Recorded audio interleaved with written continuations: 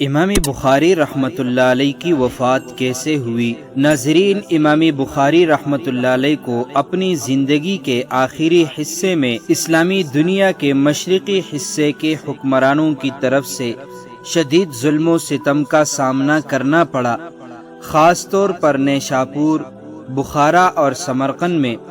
اس کی کئی وجوہات تھیں، جن میں شامل ہیں کہ انہوں نے امراء کے بچوں کو ان کے محلات میں تعلیم دینے سے انکار کر دیا۔ کچھ لوگوں نے ان کی شہرت اور سیرت سے حسد کیا۔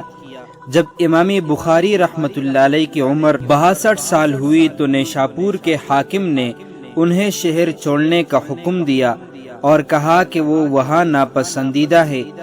وہ وہاں سے ہجرت کر کے اپنے آبائی شہر بخارا پہنچے۔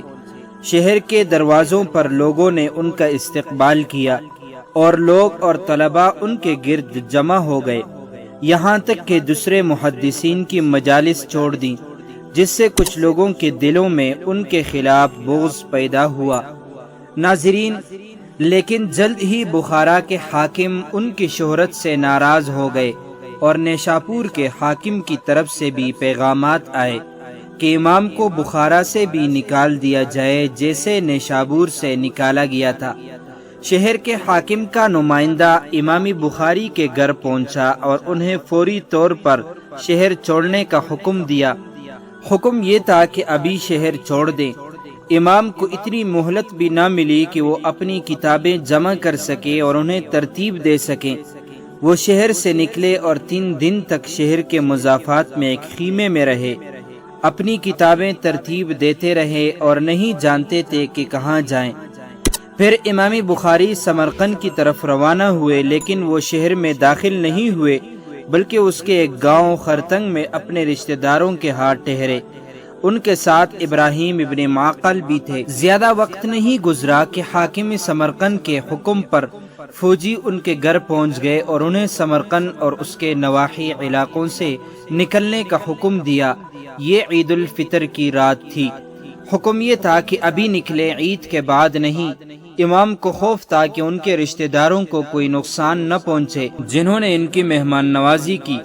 ابراہیم ابن معقل نے ان کی کتابیں ایک جانور پر لاد دیں اور دوسرے پر امام کو سوار کیا۔